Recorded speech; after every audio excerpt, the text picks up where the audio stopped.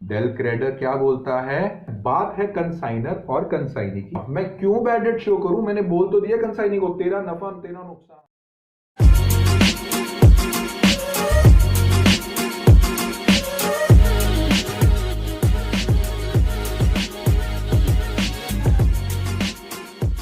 Hello बच्चों, कैसे हैं आप सब? आई होप आप सब बढ़िया होंगे। तो बच्चों, welcome back to our channel. बच्चों, जैसे कि आप जानते हैं कि हम ऑलरेडी कवर कर चुके हैं, कंसाइनमेंट अकाउंट्स चल रहा है and already we have covered with the basic knowledge of consignment accounts. And पिछले वाले पार्ट 2 में मैंने आपको ऑलरेडी बता दिया कि जर्नल एंट्रीज क्या होती हैं। और एक चीज़ की आशा करता हूँ, एक चीज़ का बिलीव करता हूँ कि आप जर्नल एंट्रीज प्रॉपरली पढ़ के आए हैं, क्योंकि आज होने वाली है क्वेश्चन की प्रैक्टिस। अगर जर्नल एंट्रीज अभी तक प्रॉपरली नहीं पढ़ी है तो प्लीज पहले वो देख आइए। उस पिछले वाले पार्ट का एक लिंक मैं आपको डिस्क्रिप्शन में दे दूंगा और एक आपको आई बटन पे बना आ रहा होगा। तो आज क्वेश्चन स्टार्ट करने से पहले थोड़ी सी और चीजें हैं जो मेरे को था कि आपको आनी चाहिए, ठीक है? तो वो नोट डाउन करवा देता हूं, उसके बाद फटाक से हम क्वेश्चन शुरू करते हैं, ठीक है ना? एंड जर्नल एंट्रीज प्लीज पढ़ लो। मैं बार बार बोल रहा हूँ, जो नए हैं इस चैनल पे, जो पहले वीडियो यही देख रहे हैं, उनको मैं ये कहूंगा जर्नल एंट्रीज वाली वीडियो पहले देख के आइए अच्छे से, और चैनल को सब्सक्राइब कर लीजिए ताकि notifications, regular updates, regular videos आ रही हैं तो प्रॉपरली आपको नोटिफिकेशन आ जाया करे उसका, ठीक है ना? ये बिलीव करता हूं कि आप पहले देख के आए हैं। तो मुझे एक चीज बता के चलिए कि एक बिजनेस जो होके चलता है वो क्या सिर्फ दिल्ली टू लखनऊ की अगर मैं बात करूं, क्या मैं ये चाह रहा हूं कि सिर्फ लखनऊ तक मेरा बिजनेस जाए? क्या पता मेरे को कंसाइनमेंट के बिजनेस में बहुत प्रॉफिट्स हो रहे हो, तो लखनऊ के साथ साथ मैंने कोई और सिटी पकड़ लो, कुछ भी पकड़ लो, फरीदाबाद पकड़ लो, दिल्ली के किनारे लगती है फरीदाबाद, वो पकड़ लो। तो एक कंसाइनमेंट गई लखनऊ में, एक कंसाइनमेंट जा रही है फरीदाबाद में। क्या as a businessman, as a company, मेरा मन ये नहीं करेगा कि हर कंसाइनमेंट का अलग अलग से मुझे प्रॉफिट पता होना चाहिए? लखनऊ में एक एजेंट बिठा रखा है कंसाइनी और एक फरीदाबाद में एजेंट बिठा रखा है कंसाइनी, तो अलग अलग हिसाब मेंटेन करूंगा ना सबका? यस और नो? यस। दैट मीन्स जैसे कि मैंने आप सभी को बताया था जर्नल एंट्रीज में कि एक अकाउंट खुलता है कि कंसाइनमेंट अकाउंट डेबिट, बट अगर आपकी 2 3 4 कंसाइनमेंट हैं या फिर एक ही कंसाइनमेंट है, बट बच्चों उस कंसाइनमेंट का नाम रखना बहुत जरूरी है। कंसाइनमेंट अकाउंट लिखो, बट मान लो कि जैसे वो लखनऊ की कंसाइनमेंट है तो ये लिख दो consignment to Lucknow account debit, बस, और कुछ भी नहीं, और कुछ भी नहीं है, ठीक है? तो एक पॉइंट लिखवा रहा हूं, डिफरेंट कंसाइनमेंट्स, जो डिफरेंट कंसाइनमेंट्स होंगी विल बी गिवन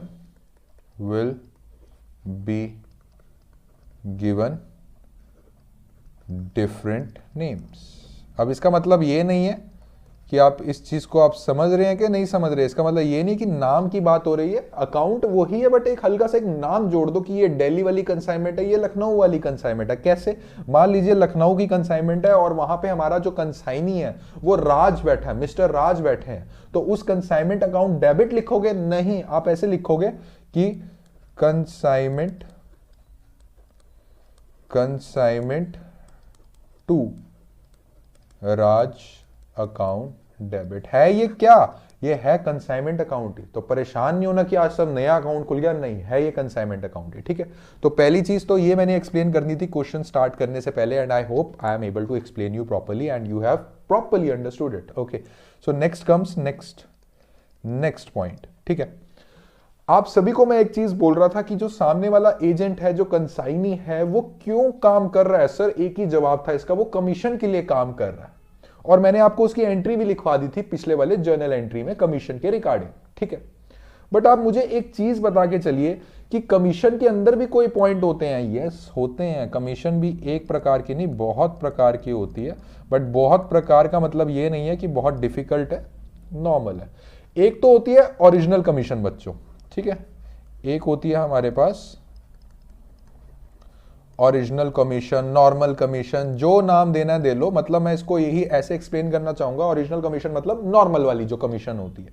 ये कमीशन क्या होता है कि यार मैंने 40,000 रुपए का माल बिकवा दिया, दैट मीन्स सेल्स प्राइस की बात कर रहा हूं कि मतलब 50,000 का बिकवा दिया, 50,000 रुपए मुझे कस्टमर से रिसीव हो गए, मतलब सेल्स प्राइस था 50,000।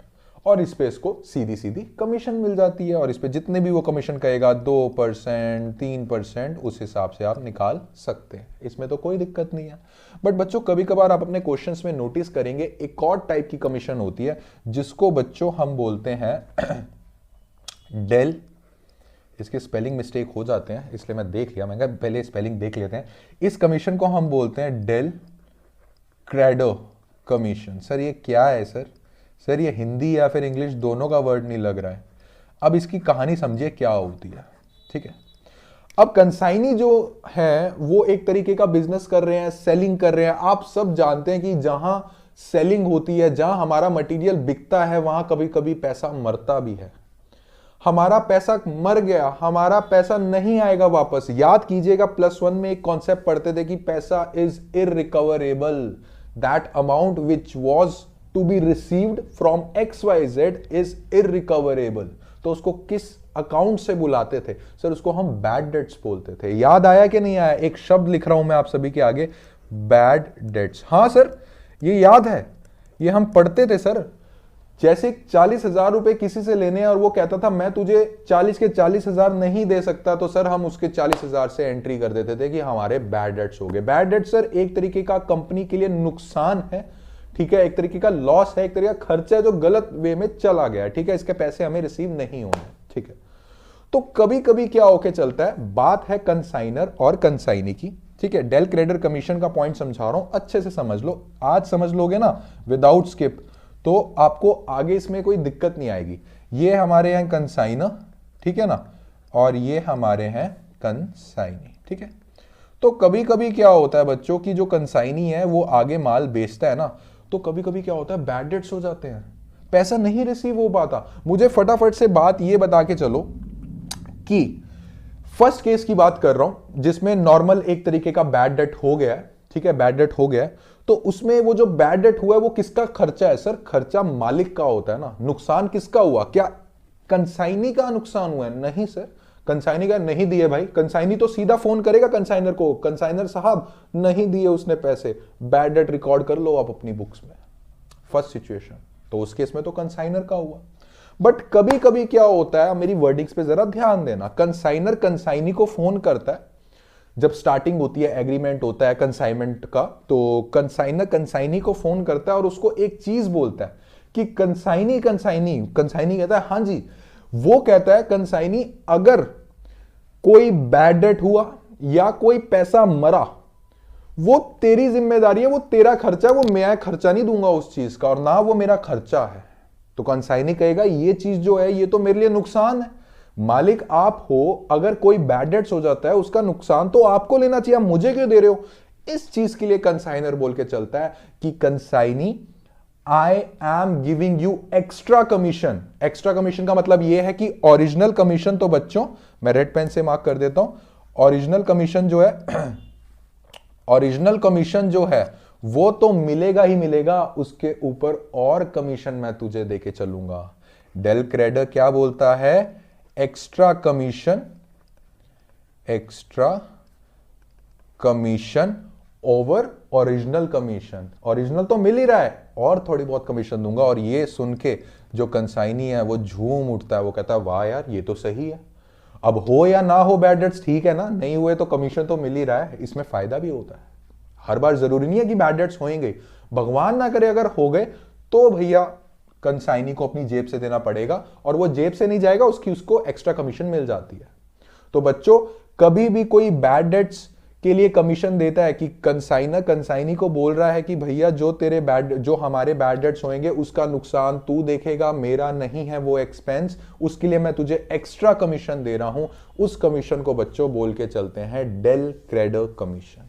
This is basically related to bad debts कि हाँ भाई बैड डेट्स हो गए तो तू अपना नफा नुकसान देख, मेरा नुकसान नहीं शो करना।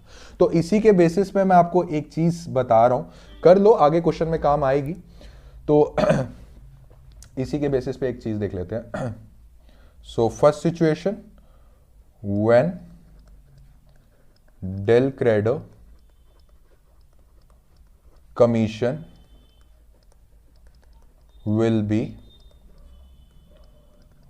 be given। सीधा सीधा अपने कान खड़े कर लिए, कंसाइनी मन ही मन मुस्कुरा रहा है, कह रहा है यार डेल क्रेडिटर कमीशन भी एग्रीमेंट में लिखी गई है, दैट मीन्स मुझे अगर बैड डेट्स हो जाते हैं, एक बात से थोड़ा सैड भी है कि यार बैड डेट्स हो जाते हैं तो यार मेरे पे नुकसान आएगा वो, ठीक है ना। So when del creditor commission will be given and bad debts हो जाते हैं, एंड बैड डेट्स हो जाते हैं, तो कंसाइनर क्या करेगा और कंसाइनी की बुक में क्या एंट्री होगी, आइए देखते हैं। तो मुझे फटाफट से बताइए बच्चों, अभी मैंने आपको एक चीज समझाई है, पहले मैं लिख लेता हूं, ये कंसाइनर और ये कंसाइनी की बुक। तो डेल क्रेडिटर कमीशन ये बोल के चलता है कंसाइनर कंसाइनी को, भैया मुझे कोई मतलब नहीं है, I am giving you extra commission, तो तू ही देख तेरा ही नुकसान है। तो मुझे फटाफट से बताइए, अगर बैड डेट्स इस सिचुएशन में हो गए तो क्या कंसाइनर कोई अपनी बुक में एंट्री करेगा? मैं क्यों बैड डेट शो करूं? मैंने बोल तो दिया कंसाइनी को, तेरा नफा तेरा नुकसान, तेरा जो भी है तेरा है, मेरा नहीं है बैड डेट। तो बच्चों इस केस में no entry, okay. And consignee की बुक में क्या होगा, कंसाइनी कहेगा वैसे तो डेल क्रेडिटर कमीशन अगर नहीं होती तो ये मेरा नुकसान नहीं था, बट अब डेल क्रेडिटर कमीशन एग्रीमेंट में लिखी गई है और मुझे एक्स्ट्रा कमीशन रिसीव हुई है, और कंसाइनर ने ये भी बोला है कि डेल क्रेडिटर कमीशन का मतलब क्या होता है कि बैड डेट का जिम्मेवारी मैं लूंगा, मेरा नुकसान होगा। तो एक चीज तो क्लियर है सर, कंसाइनी की बुक में नुकसान आएगा, और वो कैसे शो किया जाएगा, बैड डेट्स अकाउंट डेबिट, एक तरीके का नुकसान है, नॉमिनल अकाउंट है उसको डेबिट करते हैं। तो बच्चों इसमें क्या आएगा, इसमें आएगा bad debts account debit. To किसको करोगे बच्चों, डेटर्स खड़े होंगे, कंसाइनमेंट अकाउंट याद करो, थोड़ा सा पीछे जाओ, जब उधार पे माल दिया होगा तो consignment consignor debtors account debit किया होगा, तो अब क्या कर देगा, कंसाइनमेंट लिख लो, कंसाइनर लिख लो, कोई प्रॉब्लम नहीं है, तो अब कर देगा टू कंसाइनर डेटर्स अकाउंट। तो एंट्री समझ में आई है, कंसाइनी अपनी बुक में क्या करेगा, bad debts account debit to consignor debtor account. ये एंट्री करके थोड़ा सा कंसाइनी बेचारा सैड हो जाएगा, बट अचानक से उसे याद आएगा क्या, अरे मुझे तो डेल क्रेडिटर कमीशन मिली हुई है, मैं जानता हूं सर नॉमिनल अकाउंट है बैड डेट्स, इसको राइट ऑफ तो करना ही है, इसको खत्म तो करना ही है, मतलब टू बैड डेट्स तो करना ही है, बट सर मैं अपने प्रॉफिट एंड लॉस से थोड़ी ना करूंगा, क्यों, क्योंकि सर मेरे पास कमीशन है, सर मेरे को कमीशन रिसीव हो रखी है, तो कोई प्रॉब्लम वाली बात नहीं है। तो बच्चों सेकेंड एंट्री क्या होगी, वो अपने कमीशन से राइट ऑफ कर देगा, ठीक है बच्चों। ये ना आधी अधूरी एंट्रीज है, क्योंकि जब उसको कमीशन मिली होगी तो टू कमीशन उसने अपनी बुक में की होगी, तो जब उस कमीशन को बैड डेट्स के लिए यूज करेगा तो वो टू कमीशन क्या हो जाएगी, कमीशन अकाउंट डेबिट हो जाएगा। ये थोड़ी अधूरी एंट्री है, तो इसको समझ के चलना please. So commission account debit to bad debts उसने राइट ऑफ कर लिया। ट्राई टू एनालाइज बच्चों, ट्राई टू एनालाइज, यही कंसाइनी को डेल क्रेडिटर कमीशन देने का मतलब यही हुआ कि यार मैं तुझे पैसे दे रहा हूं, एक तरीका कमीशन दे रहा हूं, अगर कोई नुकसान हो गया तो उसमें से यूज कर लियो ना, मुझे तंग मत कर। और वही चीज हुई है, देखिए क्या किया उसने कमीशन अकाउंट डेबिट कर दिया। क्या उसने profit and loss account debit किया, नहीं सर, प्रॉफिट एंड लॉस करता तो उसके प्रॉफिट कम हो जाते, जो कंसाइनी है वो भी तो बिजनेसमैन होगा, उसकी भी तो बुक्स बन रही होंगी, उसने कमीशन अकाउंट डेबिट किया क्योंकि उसको डेल क्रेडिट कमीशन मिला होगा, टू कमीशन अकाउंट उसने कर दिया होगा क्रेडिट, टू कमीशन कर दिया होगा। तो अब ये आपके सामने सिचुएशन है। तो एक सिचुएशन और कर लेते हैं, when del credit commission will be given and bad debts हमारे हो गए, और इसमें सेकंड सिचुएशन में आपको बता देता हूं, when del credit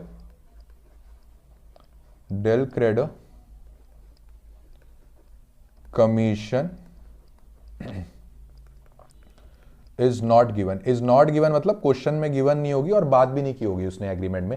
when del creditor commission it is not given, और तब बैड डेट्स हो जाते हैं। सर एक चीज तो अभी से ही मुझे पता है, क्या सर, ये नुकसान पता है किसका हुआ, अब कंसाइनर का नुकसान हुआ है, क्यों, क्योंकि सर डेल क्रेडिटर कमीशन नहीं है, नॉर्मल कमीशन है, उसमें कंसाइनर क्या बोलेगा, हाँ यार मेरा नुकसान है यार, ठीक है ना। तो इस केस में कंसाइनर और कंसाइनी की बुक्स में क्या क्या एंट्री होंगी, बात करते हैं पहले कंसाइनी की बात करते हैं। तो कंसाइनी की बात करते हैं, फर्स्ट ऑफ ऑल मुझे बताइए, is it a del credit commission, no sir, consignee को एक्सपेंस हुआ है, तो क्या consignee bad debts account debit करेगा, नहीं सर उसका नुकसान नहीं है, कंसाइनी सीधा सीधा कहेगा क्या, भैया कंसाइनर को मैं खड़ा कर रहा हूं अपने डेबिट में, क्यों, क्योंकि टू कंसाइनमेंट जो कंसाइनर के डेटर्स है उसका अकाउंट तो क्रेडिट करना ही करना है, क्योंकि बैड डेट्स तो बच्चों हुए हैं ना, वो चीज़ तो छोड़ दो कि हाँ भाई डेल क्रेडिटर है कि नहीं है, बट ये वाली जो एंट्री है वो तो पास करोगे, टू कंसाइनर के डेटर्स कम हो गए। क्यों? क्योंकि बैड डेट्स हो गया। क्या यहाँ पे बैड डेट्स अकाउंट डेबिट होगा? नहीं सर, कंसाइनी जो है वो कंसाइनर को खड़ा कर देगा एज अ डेटर, ठीक है ना, एज अ डेबिट में खड़ा कर देगा। तो इसकी एंट्री क्या होगी? Consignor account debit. इस चीज का ना मतलब समझो कि कंसाइनर अकाउंट डेबिट क्यों खड़ा हुआ है। अगर टू कंसाइनर अकाउंट होता है तो उसका मतलब क्या होता है बच्चों? मान लीजिए कंसाइनी ने कंसाइनर के 10,000 रुपए देने हैं, तो कंसाइनी क्या एंट्री करेगा? टू कंसाइनर लिखेगा, एक तरह की लाइबिलिटी शो करेगा 10,000 रुपए, उसमें से 5,000 रुपए के बैड डेट्स हो गए। तो भैया जो लाइबिलिटी है कंसाइनी की कंसाइनर पे, कि कंसाइनी ये कहता है कि मुझे कंसाइनर के 10,000 रुपए देने हैं, वो कम हो गई। तो कंसाइनर अकाउंट डेबिट ही करेगा ना, क्योंकि टू कंसाइनर खड़ा हुआ था 10,000 से, 5,000 से लाइबिलिटी कम हो गई। तो जब भी कोई लाइबिलिटी क्रेडिट साइड पे आइटम होती है, उसको अगर लाइबिलिटी कम करनी होती है तो उल्टा कर देते हैं। इसको रट्टा मत मारो कि कंसाइनर अकाउंट को डेबिट क्यों किया हुआ है, प्लीज, ठीक है ना। तो ये चीज हो जाएगा। और कंसाइनर, यस सर, ये जो है एक तरीके का लॉस है। क्या ये डेल क्रेडिटर कमीशन है? नहीं सर, मेरा ही एक्सपेंस है, मेरा ही खर्चा है। फटाफट से बताइए, कंसाइनर के जो भी खर्चे होते हैं वो कहां जा रहे हैं? सर वो कंसाइनमेंट अकाउंट डेबिट में जा रहे हैं। क्यों? क्योंकि sir it is related to the consignment, ठीक है। नुकसान हुआ है सर, कंसाइनमेंट से रिलेटेड है। सो कंसाइनमेंट अकाउंट डेबिट टू, इसमें आ जाएगा कि भैया कंसाइनी को देने हैं इतने, ठीक है ना, टू कंसाइनी जो भी अमाउंट आएगी। लो जी, अब टू कंसाइनी को किया, बहुत सारे बच्चे बोलेंगे कंसाइनर ने जो भी अमाउंट लेनी होगी कंसाइनी से, कंसाइनी अकाउंट डेबिट दिखाया होगा अपने उसमें, अब वो अमाउंट थोड़ी सी कम हो गई तो टू कंसाइनी इसलिए किया। इसमें ये मत करना लाइबिलिटी अराइज होगी, ना ना ना ना, कंसाइनी का इंपैक्ट कम करना है अपनी बुक्स में जो उससे हमने पैसे लेने थे, इसलिए टू कंसाइनी कर दिया, ठीक है। तो बच्चों ये चीज समझ में आई है कि नहीं आई? आ गई, ठीक है। इसमें अब अगला पॉइंट एक बार डिस्कस कर लेते हैं। देखो बच्चों, आप जब क्वेश्चंस निकालेंगे ना तो हम उसमें लेजर अकाउंट्स भी बना के चलेंगे। जैसे कि मैंने आपको डिस्कस किया था क्या, कि कंसाइनमेंट अकाउंट बनाएंगे उसमें। हाँ जी सर, आपने ये चीज डिस्कस की थी। तो कंसाइनमेंट अकाउंट में क्या होता है बच्चों, इस साइड सारे एक्सपेंसेस आएंगे और इस साइड जो भी हमें कंसाइनी से उस मटेरियल, जो हमने मटेरियल भेजा है उस पर एक्सपेंस किए हैं, ये इस साइड आएंगे, और जो भी मटेरियल कंसाइनी ने भेजा है उसका पैसा यहां पे आएगा। तो इसी के बेसिस पे हम प्रॉफिट एंड लॉस निकालेंगे ना। और मैंने आपको एक और चीज बताया था कि यहां पे हमारा जो स्टॉक लास्ट में बच जाता है वो भी आएगा। तो उसको कुछ भी लिख सकते हो आप कि क्लोजिंग कंसाइनमेंट स्टॉक, कुछ भी लिख सकते हो, उसमें कोई दिक्कत वाली बात नहीं है। अब बहुत से बच्चे ना एक चीज पूछ के चलते हैं, क्या सर ये जो स्टॉक होता है, क्लोजिंग स्टॉक होता है, वो हमें गिवन होगा? मैं कहता हूं नहीं भाई, गिवन नहीं होगा, आपको निकालना पड़ेगा। हाँ सर, क्या करना क्या है? सीधा सीधा काम करेंगे। जस्ट फॉर एन एग्जाम्पल देख लीजिए कि 40,000 रुपए का हमने मटेरियल भेजा और 20,000 रुपए का सर उसमें से सेल कर दिया, जितने का भी सेल करा, मतलब 20,000 की कॉस्ट का था, मान लीजिए हमने 30,000 में सेल कर दिया, ये बात तो छोड़ दो। तो 40 में से 20 यूज हो गया और 20 बच गया, तो सर सीधा सीधा ऐसे लिख देंगे। ऐसे ही लिखेंगे ना सर? नहीं, there is a proper calculation on how to calculate the closing consignment stock। याद करो बच्चों, एक मैंने आपको बताया था चीज, मैं लिख देता हूं, एंड आई होप कि आपको वो चीज याद आ रही है तो बहुत अच्छी बात है, नहीं याद आ रही तो लेक्चर नंबर 1 देखो। मैंने आपको ये बताया था कितने टाइप के खर्चे होते हैं, जब मैंने आपको कंसाइनर और कंसाइनी की बुक्स दिखाई थी, ऐसे बुक्स नहीं सॉरी, उनके एक्सपेंसेस गिनवाए थे। तो मैंने आपको बताया था कि एक होता है रिकरिंग एक्सपेंस। बहुत से बच्चों के मन में डाउट आ रहा होगा, सर ये क्यों हम करवा रहे थे, अब पता लगेगा ना क्यों करवाया था मैंने आपको लेक्चर नंबर 1 में। एक होता है हमारे पास नॉन रिकरिंग एक्सपेंस, ओके। तो रिकरिंग एक्सपेंस क्या होता है बच्चों? जो बार बार होता है, ठीक है ना, जो होना ही होना है, जो मतलब कंसिस्टेंट वे में होता रह रहा है। और नॉन रिकरिंग एक्सपेंस एक ऐसा एक्सपेंस होता है जो एक बार होता है, बस वन टाइम। जितनी बार प्रोडक्ट बना, जैसे एक प्रोडक्ट का लॉट बना तो एक बार होके चलता है।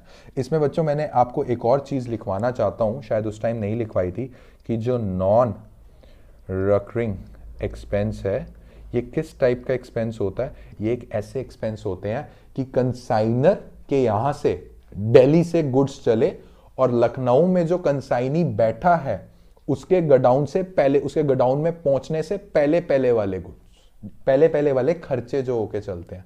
मतलब कि यहां से ट्रक चला दिल्ली से, बीच में सारे खर्चे खर्चे खर्चे खर्चे, और लखनऊ में जो कंसाइनी है उसके गोडाउन से पहले पहले वाले खर्चे, लोडिंग करवाई, वो खर्चा नॉन रिकरिंग में आएगा। एक लॉट का एक बार ही करते हो ना खर्चा, बिल्कुल ये चीजें मैंने सारी समझा चुका हूं आपको लेक्चर नंबर 1 में, प्लीज देख के आना कि इसमें नॉन रिकरिंग एक्सपेंस और रिकरिंग एक्सपेंस क्या होता है, ठीक है ना। और इसमें कुछ एग्जाम्पल्स हैं जो मैं आपको लिखवा देता हूं, वैसे तो आपको लिखवाने की जरूरत है नहीं, मैंने लेक्चर नंबर 1 में बता दिया था आप सबको। तो इसमें बच्चों आके चलते हैं, लिख लीजिए फ्रेट का खर्चा है ना, ये सारे नॉन रिकरिंग एक्सपेंस। और इसमें हमारे पास आता है कैरेज भी लिखवाया था मैंने आपको, इंश्योरेंस भी लिखवाया था, है ना। ये सारे ऐसे एक्सपेंसेस होते हैं जो एक लॉट पे एक बार लग के चलते हैं। ये इंश्योरेंस ट्रांजिट इंश्योरेंस की बात कर रहा है, ठीक है। और इसमें ऑक्ट्रॉय ड्यूटीज वगैरह, ठीक है ना। और इसमें क्लियरिंग चार्जेस की, हाँ भाई जब एक जगह ट्रक फंस जाता है तो क्लियरिंग चार्जेस करवाते हैं, ये सारे चीजें जो एक एक बार खर्चे होते हैं, इसको हम बोलते हैं नॉन रिकरिंग एक्सपेंस। अब मुझे एक चीज बता के चलो, ऐसे एक्सपेंस जो प्रोडक्ट को गोडाउन तक पहुंचाने में हो रहे हैं, क्या एज अ बिजनेसमैन सोचना, क्या वो एक्सपेंस आप अपनी प्रोडक्ट की कॉस्ट में डालोगे कि नहीं डालोगे? डालेंगे सर। सर पैक करवा रहे हैं उस प्रोडक्ट को, पैकिंग चार्जेस लग रहे हैं सर। सुनने में एक प्रोडक्ट पैक कराते हो तो बहुत कम लगता है, जब प्रोडक्ट का लॉट जाता है ना तो बहुत पैकिंग चार्जेस लग जाते हैं, तो उसकी कॉस्ट में ऐड करना पड़ता है। What is a packing charge? Sir, it's a non-recurring expenses. तो बच्चों जितने भी non-recurring expenses होते हैं, मैं लिखवा देता हूं, non-recurring expense होते हैं that increase the cost of product. मानते हो कि नहीं मानते? मैंने एग्जाम्पल दे दिया, बिल्कुल सर मानते हैं। I am talking about non recurring expenses. Recurring salary दे दी जो वेयर हाउस में हमारा बंदा खड़ा हुआ है, कंसाइनी के वेयर हाउस में जो काम कर रहा है उसको सैलरी दे दी, उसकी सैलरी थोड़ी ना ऐड करोगे कॉस्ट ऑफ गुड्स सोल्ड में। रेंट दे रहे हो वेयर हाउस का, उसका रेंट थोड़ी ना ऐड करोगे कॉस्ट ऑफ ये जो गुड्स हैं उसकी कॉस्ट में। रिकरिंग एक्सपेंसेस कभी ऐड नहीं होते कॉस्ट में, हमेशा नॉन रिकरिंग एक्सपेंसेस ऐड होके चलते हैं। तो अब बात आई थोड़ा सा ऊपर, मैं आपको बताता हूं कि सर क्लोजिंग स्टॉक सिर्फ ऐसे निकाल देते हैं, आप लोगों ने बोला था, नहीं ऐसे नहीं निकाल सकते हो। मान लीजिए लास्ट में आपका क्लोजिंग स्टॉक, जब आप कंसाइनमेंट अकाउंट बनाएंगे, लास्ट में आपका क्लोजिंग स्टॉक बच रहा है 20,000 रुपए, मान लीजिए, ठीक है। तो बच्चों इसमें 20,000 रुपए करके आपको नहीं छोड़ना है, इसमें कुछ चीजों की एडिशन होगी, क्योंकि अब जो आपके पास स्टॉक पड़ा है ना, जो कंसाइनमेंट का स्टॉक पड़ा है, उसकी जो कॉस्ट की कीमत है वो 20,000 नहीं है, इसके अंदर नॉन रिकरिंग एक्सपेंसेस भी प्लस आपको करके चलने हैं। Let us take an example कि टोटल, इसको मैं एक बार रब कर देता हूं, एक अच्छा सा एग्जांपल देता हूं, उससे आपको और क्लियर हो जाएगा, ठीक है। Let us take an example कि 50,000 के गुड्स थे, ओके, 50,000 रुपीज के गुड्स थे, ठीक है। इसमें से बच्चों 4/5 सेल कर दिए, बाकी 1/5 जो है वो हमारा स्टॉक में बच गया, कंसाइनी के पास पड़ा है, जो कि हमारा क्लोजिंग कंसाइनमेंट स्टॉक शो करके चलेगा। तो 50,000 में से 4/5 बिक गए, ये कितना होता है? ये हो गया हमारा 40,000 रुपए, ठीक है। और बाकी 10,000 रुपए जो है वो हमारा क्लोजिंग स्टॉक रह गया। तो सर बोलना शुरू हो गया, सर ये क्लोजिंग स्टॉक, सर ये क्लोजिंग स्टॉक। नहीं नहीं नहीं, this is not the actual value of closing stock. Why? Because sir there are some additions which are needed to be made of non recurring expenses. याद करो consignment account को, consignment account जब ऐसे तुम लोग बना के चलोगे, कंसाइनमेंट अकाउंट जब ऐसे बना के चलोगे, इधर नॉन रिकरिंग एक्सपेंसेस हुए हैं, यहां पे तो तुमने चलो सेल्स कर दी, उसका पार्ट यहां चला गया, बट यहां जो क्लोजिंग स्टॉक में बच्चों उसका पार्ट बचा हुआ है, ये मटेरियल कॉस्ट समझ लो, वो आएगा और नॉन रिकरिंग एक्सपेंसेस भी इसमें ऐड होंगे। अब बहुत से बच्चों के मन में सवाल होगा, सर मान लीजिए 1/5 ऑफ स्टॉक बचा था ना हमारे पास क्लोजिंग स्टॉक, तो सर नॉन रिकरिंग एक्सपेंसेस मान लीजिए सर हुए हैं 10,000 रुपए के। सर पूरे पूरे 10,000 थोड़ा ना इसमें प्लस कर दोगे, तो कौन बोल रहा है आप लोगों को पूरे पूरे 10,000 प्लस करने के लिए? स्टॉक कितना बच गया है? 4/5 तो चला गया, कितना बच गया सर? 1/5 बच गया। तो नॉन रिकरिंग एक्सपेंसेस भी सिर्फ 1/5 फिफ्थ पार्ट जो 10,000 में ऐड होके चलेगा। तो 10,000 का क्या करोगे? 1/5, ये आएगा बच्चों हमारे पास 2000, तो इसमें 2,000 रुपए ऐड कर दोगे। This is the actual cost of your closing stock. ये करवाएंगे क्वेश्चन के थ्रू, आपको करवा के चलेंगे। तो ये चीज समझ में आई है? ये जो चीज मैंने समझा के चली है, ये मटेरियल कॉस्ट, ये तो क्लोजिंग स्टॉक में आ ही रही है। साथ में जो नॉन रेकरिंग, मैं बार बार एक चीज मेंशन कर रहा हूं बच्चों, NR, non recurring, recurring expenses नहीं, नॉन रेकरिंग एक्सपेंसेस का जो पार्ट क्लोजिंग स्टॉक का रह गया, उतना पार्ट ही हम नॉन रेकरिंग से निकाल के क्लोजिंग स्टॉक में डाल लेंगे।